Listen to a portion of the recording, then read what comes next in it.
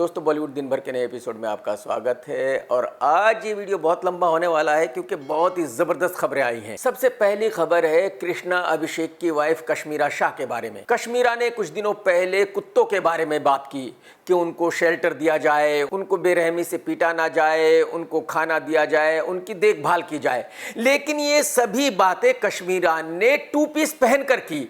अरे मैडम जी, अगर आपको कुत्तों की भलाई के बारे में बातें करनी थी तो अच्छे कपड़े पहनकर भी कर सकती थी ना। आप टू पीस पहनकर कुत्तों के बारे में बात कर रही हो, मतलब ये कुछ अजीब नहीं है। अगर आपको अपनी पब्लिसिटी ही करनी थी तो कोई दूसरा तरीका ढूंढ लेती, बेचारों को कुत्तों को क्यों बदनाम किया है। दोस्तों आज की दूसरी खबर है आमिर खान साहब के बारे में, जो आज की तारीख में रोजाना सुबह उठकर रियाज कर रहे हैं, म्यूजिक सीख रहे हैं। और कौन सा म्यूजिक भाई साहब? क्लासिकल म्यूजिक सीख रहे हैं। तो जो उनके पड़ोसी अर्ली मॉर्निंग उनकी आवाज सुनते हैं जब वो रियाज करते हैं, तो उनका कहना यह है कि क्या अब आमिर खान साहब ने ये मान लिया है कि उनका कैरियर खत्म हो गया है? क्या अब वो सिंगर बनना चाहते हैं? आखिर वजह क्या है? रोजाना ये भाई साहब रियाज क्यों कर रहे हैं? और उसकी वजह ये बताई जा रही है कि आमिर खान साहब मेंटली थोड़े डिस्टर्ब हो चुके हैं।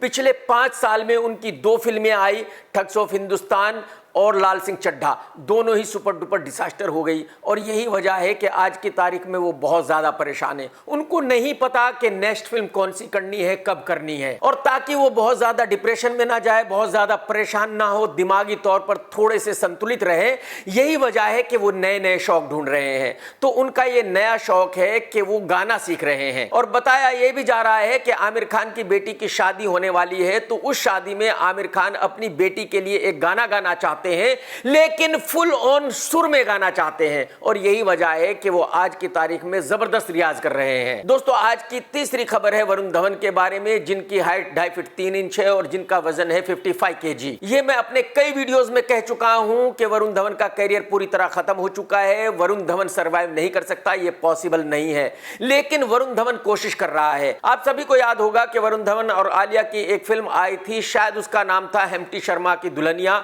और उसके डायरेक्टर थे शशांक खेतान। फिर यही फिल्म का पार्ट 2 बना था बद्रीनाथ की दुल्हनिया। दोनों ही फिल्में चल गई थी, कामयाब रही थी। लेकिन कुछ सालों पहले डायरेक्टर शशांक खेतान पार्ट 3 बनाना चाहते थे और वरुण धवन ने उस फिल्म को करने से मना कर दिया था। उसकी वजह यह थी कि उस वक्त वरुण धवन ऐसा समझ रहा था कि वो बहुत बड़ा सुपरस्टार बन चुका है और शशांक बहुत ही छोटा डायरेक्टर है। लेकिन बाजी फिर पलट गई है। वरुण धवन को पता चल गया है कि उसका कैरियर खत्म हो चुका है। तो अब शशांक पार्ट 3 बनाने जा रहा है और वरुण धवन ने उस फिल्म को करने के लिए हामी भर दी है। इस फिल्म के प्रोड्यूसर है करण जौहर। लेकिन कमाल यह है कि अब आलिया ने इन दोनों के साथ काम करने से मना कर दिया है। और इसकी वजह सिर्फ इतनी सी है कि आलिया भट्ट को नेशनल अवार्ड मिल चुका है। आलिया भट्ट अपने आप को बहुत बड़ा सुपरस्टार मानती है आज की तारीख में। तो जाहिर सी बात है आलिया भट्ट वरुण धवन के साथ फिल्म क्यों करे जिसका कैरियर खत्म हो चुका है? शशांक खेतान की फिल्म क्यों करे जो बिल्कुल फ्लॉप डायरेक्टर बन चुका है? और दोस्तों बस यही बॉलीवुड है। यहां कोई किसी का नहीं है। यहां सिर्फ चढ़ते सूरज को सलाम किया जाता है। अगर आप सक्सेसफुल है तो आपके सभी दोस्त हैं, और अगर आप फ्लॉप है तो आपका कोई दोस्त नहीं है। विवेक ओबेरॉय को देख लीजिए, आज की तारीख में उस बेचारे का कोई दोस्त नहीं है। इमरान खान को देख लीजिए, आज की तारीख में उस बेचारे का कोई दोस्त नहीं है। दोस्तों आज की चौथी खबर है फिल्म सलार के बारे में, जो बहुत बड़ी सुपर डुपर डिसास्टर हो चुकी है। लेकिन बहुत सारे मीडिया वाले ये कह रहे हैं कि ये फिल्म बहुत बड़ी ब्लॉकबस्टर हो चुकी है क्योंकि उन बेचारों को पैसे मिले हैं। और यही मीडिया वाले ये भी कह रहे हैं कि सलार पार्ट 2 भी बनेगी, जबकि ये फिल्म सुपर डुपर डिसास्टर हो चुकी है। सलार पार्ट 2 बन नहीं सकती। अगर आपको याद हो तो जब फिल्म ब्रह्मास्त्र रिलीज हुई थी तो तब यह कहा गया था कि इस फिल्म का पार्ट 2 बनेगा, लेकिन आज तक ना बना है और ना आगे कभी बनेगा, क्योंकि ब्रह्मास्त्र एक सुपर डुपर डिसास्टर फिल्म थी। ठीक उसी तरह सलार भी एक सुपर डुपर डिसास्टर फिल्म है, तो इसका पार्ट 2 कभी नहीं बनेगा। सिर्फ न्यूज आएगी कि इसका पार्ट 2 बनेगा। यह मैं आपको पहले भी बता चुका हूं और एक दफा फिर बता रहा हूं कि KGF 2 ने हिंदी में 500+ करोड़ का बिजनेस किया था, जबकि सलार लाइफ टाइम बिजनेस करेगी हिंदी में तकरीबन 130 करोड़ रुपए का। तो अब आप अंदाजा लगा लीजिए कि KGF 2 और सलार में क्या डिफरेंस है और सलार कितनी बड़ी सुपर डुपर डिसास्टर है। और जब कोई फिल्म इतनी बड़ी फ्लॉप हो जाती है तो फिर उसका पार्ट 2 कभी नहीं बनता। दोस्तों आज की 5वीं खबर है अजय देवगन के बारे में। अजय ने गोवा में एक बहुत बड़ा बंगलो खरीदा है जिसकी कीमत है तकरीबन 100 करोड़ रुपए। और अजय ने इस बंगले का रिनोवेशन भी बहुत अच्छे से कराया है और अब इस बंगले में अजय की मां रहती है। ऐसा बताया जाता है कि अजय की मां को मुंबई में रहना ज्यादा पसंद नहीं था, क्योंकि आपको पता है मुंबई में बहुत ही भाग दौड़ है, बहुत ही ट्रैफिक है। वो एक शांत जगह पर रहना चाहती थी और यही वजह है कि अजय ने ये बहुत बड़ा बंगला अपनी मां के लिए खरीदा और अब उनकी मां गोवा में ही रहेगी। इससे पता चलता है कि अजय अपनी मां से कितना प्यार करता है। वैसे तो सभी बच्चे अपनी मां से प्यार करते हैं, लेकिन कुछ नालायक बच्चे भी हैं जो अपनी मां को बूढ़ा होने के बाद घर से निकाल देते हैं। और उनको समझना चाहिए कि जब वो बच्चे थे तो उनकी मां ने उनको कैसे पाला था, कैसे उनका ख्याल रखा था। थोड़ी तो शर्म कीजिए आप लोग यार। आज की 6th खबर है अदरक जैसे मुंह वाले जॉन अब्राहम के बारे में। जॉन ने भी मुंबई में एक बहुत बड़ा बंगलो खरीदा है जिसकी कीमत है 75 करोड़। 75 करोड़ कीमत ऑफिशियल है। अगर 75 करोड़ ऑफिशियल है तो इसका मतलब यह है कि इसकी रियल कीमत होगी तकरीबन 125 करोड़ रुपए, क्योंकि मुंबई का चलन ऐसा है कि यहां कोई भी प्रॉपर्टी फुल व्हाइट पैसे के साथ नहीं बिकती। अगर किसी प्रॉपर्टी की कीमत 100 रुपए है तो 60-70 रुपए व्हाइट में दिए जाते हैं और बाकी ब्लैक में दिए जाते हैं। तो इसका मतलब यह हुआ कि जॉन के बंगले की कीमत 125 करोड़ से कम की हो ही नहीं सकती। अब आप अंदाजा लगा लीजिए कि जिस हीरो की एक के बाद एक पिछली 10 फिल्में सुपर डुपर डिजास्टर हैं, वो भी 125 करोड़ रुपए का बंगला खरीद सकता है। अब आप सोचिए कि ये जो हीरो हैं ये कॉर्पोरेट हाउसेस को कैसे लूट रहे हैं भाई साहब। दोस्तों आज की 7th खबर है करीना कपूर खान के बारे में। इस लड़की से एक पत्रकार ने यह पूछ लिया कि भाई आपकी एज क्या है और आप इस एज में ऐसे अच्छे अच्छे रोल कैसे कर पा रही हो। यह सवाल सुनते ही करीना कपूर भड़क उठी और उसने कहा कि यही सवाल आप उन हीरो से क्यों नहीं पूछते जिनकी उम्र तकरीबन 60 साल हो गई है और जो आज भी मेन लीड हीरो के रोल में आ रहे हैं। यह सवाल आप लड़कियों से ही क्यों पूछते हैं, आपको शर्म नहीं आती? देखो यार, वैसे करीना कपूर की बात तो सही है, लेकिन मैडम कुछ नहीं किया जा सकता। यह पब्लिक की चॉइस है।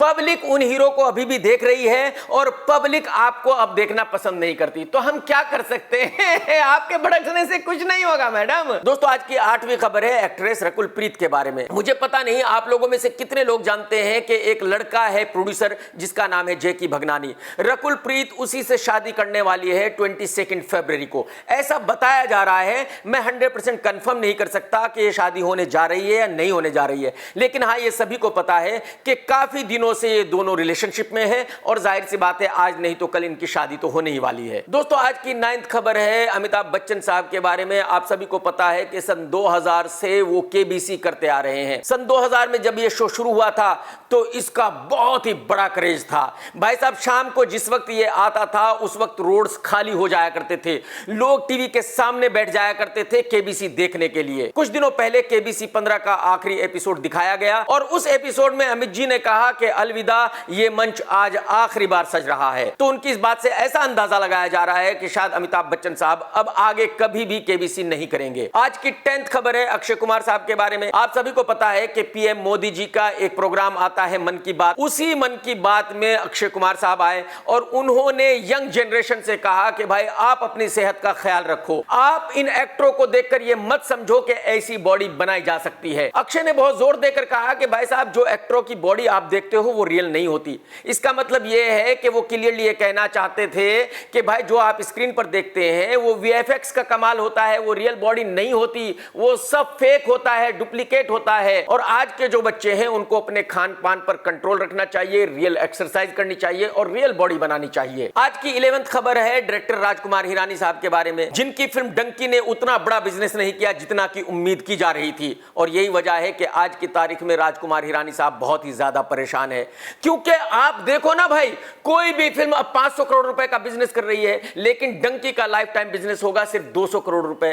तो जाहिर सी बात है ये राजू हिरानी के नाम के हिसाब से सही बिजनेस नहीं है। और शायद हिरानी साहब को यह भी लग रहा है कि उनकी इस फिल्म ने इतना बिजनेस किया ही नहीं है कि अब कोई बड़ा हीरो उनको मिल जाएगा। लेकिन फिर भी हिरानी साहब ने यह कहा मीडिया के सामने कि उनके पास 5 कहानियां पड़ी है जो अधूरी लिखी हुई है और उनमें से किसी एक कहानी को वो पूरी लिखेंगे, फिर वो अप्रोच करेंगे शायद रणबीर कपूर को। हो सकता है रणबीर कपूर उनकी फिल्म कर भी ले, क्योंकि राजकुमार हिरानी ने रणबीर कपूर के साथ संजू की थी और उस वक्त रणबीर कपूर का कैरियर बहुत बढ़िया नहीं चल रहा था और संजू बहुत बड़ी हिट हुई थी। और यही वजह है कि शायद रणबीर कपूर हिरानी साहब के साथ एक और फिल्म कर ले। लेकिन हिरानी साहब मेरी एक रिक्वेस्ट है, ये काम आप जरूर कर लेना। जब कोई कहानी लिखना शुरू करो तो बस कनिका ढिल्लन को उस कहानी पर बैठा लेना। आपकी फिल्म इतनी बड़ी सुपर डुपर डिसास्टर हो जाएगी भाई साहब के मजा ही आ जाएगा, मतलब गारंटी हो जाएगी कि आपकी फिल्म चलनी नहीं है। दोस्तों आज की 12th खबर है 500 करोड़ क्लब वाली फिल्मों के बारे में। 2023 में आप सभी को पता है कि 4 फिल्मों ने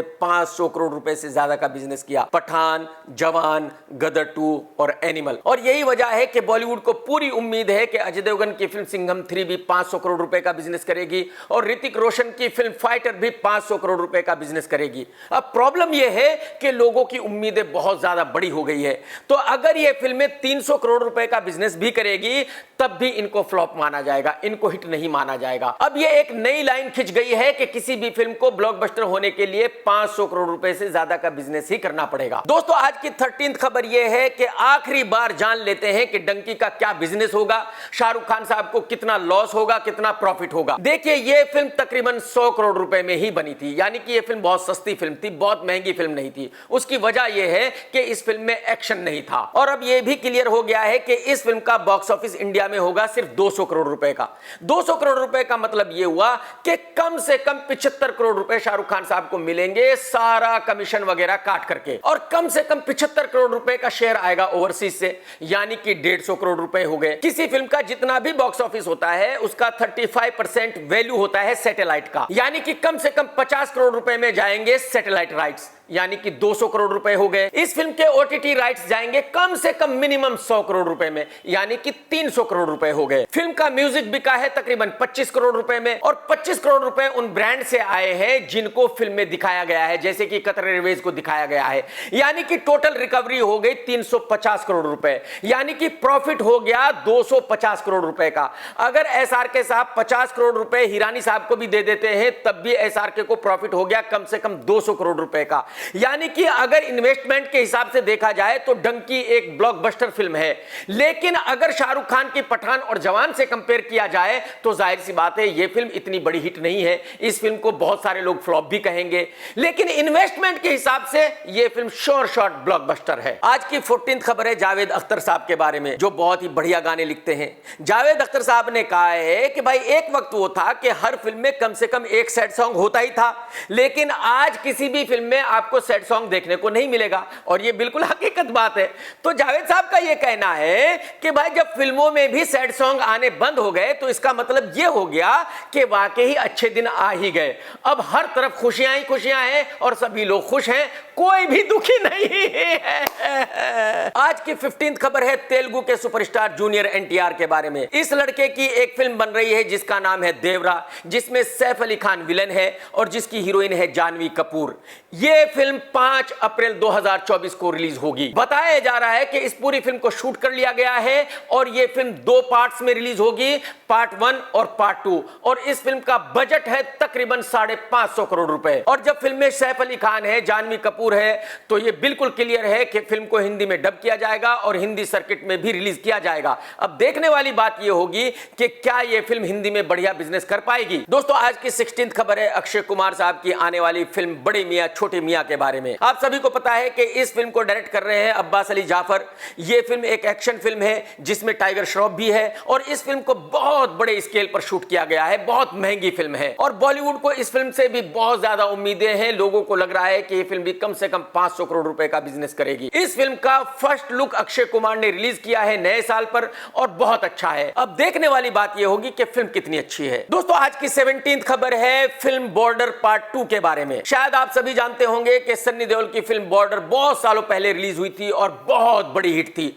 उस वक्त मैं भी शायद स्कूल में था, तो यानी कि बहुत ज्यादा वक्त हो गया इस फिल्म को रिलीज हुए, और तब से ही लोग इंतजार कर रहे थे कि बॉर्डर पार्ट 2 बननी चाहिए, और अब पार्ट 2 बन रही है। लेकिन इस फिल्म में मेन लीड में लिया गया है आयुष्मान खुराना को, डबल ढोल की आयुष्मान खुराना को। अब मेरी समझ में नहीं आता कि डबल ढोल की आयुष्मान खुराना एक मिलिट्री वाले का रोल कैसे कर सकता है यार, मतलब जो पूरा जबरदस्त मर्द हो। आपको याद ही होगा अक्षय कुमार की एक फिल्म आई थी केसरी, हिट रही थी, उसका डायरेक्टर था अनुराग। उस फिल्म के बाद उस डायरेक्टर को कोई फिल्म नहीं मिली थी, और वही डायरेक्टर बॉर्डर 2 डायरेक्ट करने जा रहा है। इस फिल्म में सन्नी देओल साहब भी होंगे, लेकिन उनका फुल रोल नहीं होगा, वो एज ए गेस्ट इस फिल्म में काम करेंगे। इस फिल्म के प्रोड्यूसर है भूषण कुमार साहब और फिल्म की हीरोइन है तृप्ति डिमरी। आप सभी जानते हैं कि एनिमल में डिमरी का छोटा सा रोल था और उसी रोल से डिमरी बहुत फेमस हो चुकी है और जब से फिल्म एनिमल रिलीज हुई है तब से डिमरी को एक के बाद दूसरी फिल्म मिल रही है। और भाई साहब कोई छोटा मोटा रोल नहीं मिल रहा है, बल्कि हर फिल्म में डिमरी मेन लीड हीरोइन है। यानी कि ये कहा जाए कि फिल्म एनिमल से इस लड़की की लाइफ बन गई है तो गलत नहीं होगा। दोस्तों आज की 18th खबर है करण जौहर साहब के बारे में। आप सभी को पता है कि करण जौहर कोई ना कोई कंट्रोवर्शियल बयान देते ही रहते हैं। अब करण जौहर ने क्रिटिक्स की पैंट उतारी है। करण जौहर ने एक इंटरव्यू देते हुए कहा है कि भाई कभी कभी जब हमारी फिल्म कोई बहुत बढ़िया नहीं होती तो हम क्रिटिक्स को बोलते हैं कि इस फिल्म को अच्छा कहो, इस फिल्म को हिट कहो। यानी कि करण जौहर ने एक तरह से कह दिया है कि देखो भाई मैं इन समोसा क्रिटिक्स को पैसे देता हूं और ये लोग पैसे लेकर किसी भी फिल्म को हिट या फ्लॉप कहते हैं, ये लोग पैसे लेकर झूठा रिव्यू देते हैं। देखो करण भाई मुझे तो आज तक आपने पैसे दिए नहीं भाई साहब, जब सबको देते हो तो मुझे भी दे दो।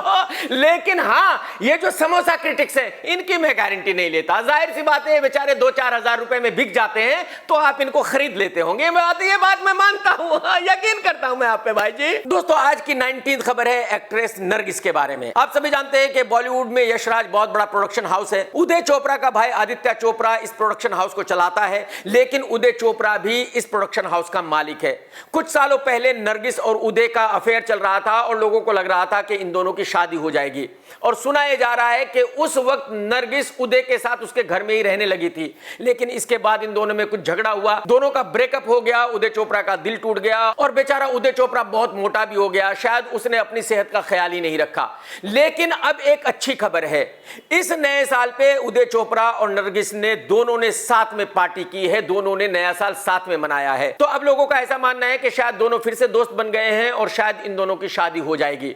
अगर दोनों की शादी हो जाएगी तो बहुत अच्छा होगा, उस बेचारे का भी घर चल जाएगा। नहीं तो आप सभी को पता है कि भाई यशराज का अकेला मालिक होगा आदित्य चोपड़ा। आदित्य चोपड़ा भी नहीं बल्कि आदित्य चोपड़ा के बच्चे यानी रानी मुखर्जी के बच्चे। तो मैं ऊपर वाले से दुआ करता हूं कि उदय और नरगिस की शादी हो ही जाए, इनके भी बच्चे हो जाएं। दोस्तों आज की 20th खबर भी तेलुगु के सुपरस्टार जूनियर एनटीआर के बारे में ही है। जूनियर एनटीआर ये नया साल अपनी फैमिली के साथ जापान में सेलिब्रेट कर रहे थे और आप सभी को पता है कि उसी वक्त जापान में बहुत बड़ा भूकंप आ गया और किसी तरह से एनटीआर अपनी फैमिली को लेकर इंडिया वापस आ गए हैं। सभी सही सलामत है और ये बहुत अच्छी खबर है। दोस्तों आज की 21वीं खबर है सिद्धार्थ मल्होत्रा की आने वाली फिल्म योद्धा के बारे में, जिसको प्रोड्यूस किया है करण जौहर ने। अब तक इस फिल्म की रिलीज डेट कई बार चेंज हो चुकी है। अब ये फिल्म मार्च में रिलीज होने वाली थी, लेकिन बताया जा रहा है कि अब ये फिल्म मार्च में भी रिलीज नहीं होगी। अब आगे ये फिल्म कब रिलीज होगी किसी को नहीं पता। दोस्तों आज की 22वीं खबर है वेब सीरीज के एक्टर मनोज के बारे में। मनोज ने भी बाकी लड़कों की तरह अपनी एक शर्टलेस फोटो डाली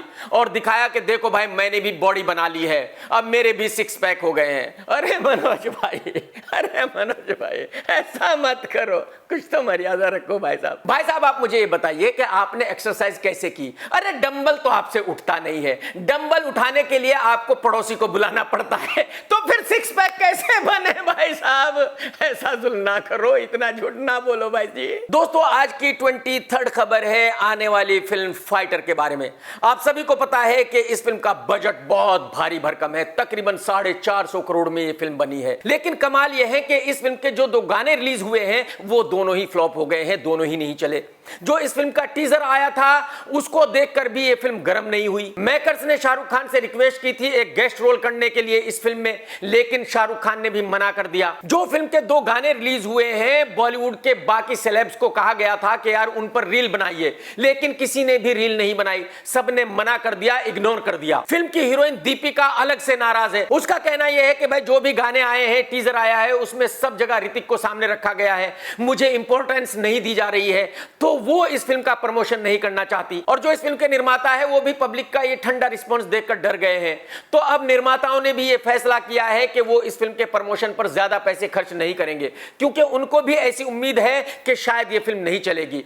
तो एक तरह से देखा जाए तो ये फिल्म रिलीज होने से पहले ही सुपर डुपर डिजास्टर हो गई है। इस फिल्म की कोई गर्मी नहीं है, पब्लिक में इस फिल्म को लेकर कोई क्रेज नहीं है, पब्लिक इस फिल्म को देखने के लिए उत्साहित नहीं है। और यही सब देखकर मुझे ऐसा लग रहा है कि शायद इस फिल्म को ओपनिंग भी नहीं मिलेगी, 500 करोड़ रुपए के बिजनेस की तो दूर की बात है। तो मैं ये बात बहुत ही कॉन्फिडेंस के साथ कह सकता हूं कि ये फिल्म रिलीज होने से पहले ही सुपर डुपर डिजास्टर डिजास्टर हो गई है। दोस्तों अगर आपने ये वीडियो देखा है तो लाइक करना बिल्कुल मत भूलना, और भाई साहब कमेंट्स करके तो जरूर बताना कि ये वीडियो आपको कैसा लगा।